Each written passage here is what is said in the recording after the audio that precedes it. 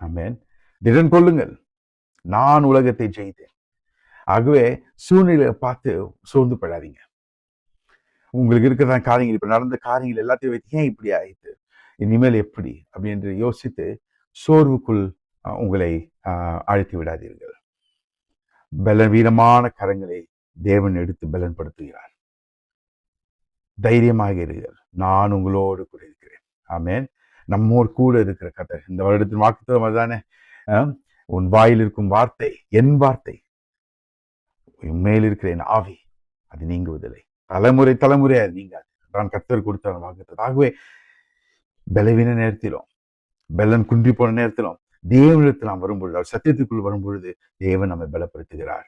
நம்மளை எடுத்து நம்முடைய கரங்களை ஸ்திரப்படுத்தி அவருடைய வேலையை செய்யும்படியாக கர்த்தர் நம்மை பலப்படுத்துகிறார். ஆகவே இங்க சொல்லுகிறார், தொடர்ந்து வேலையை செய்யுங்கள். ஆமென்.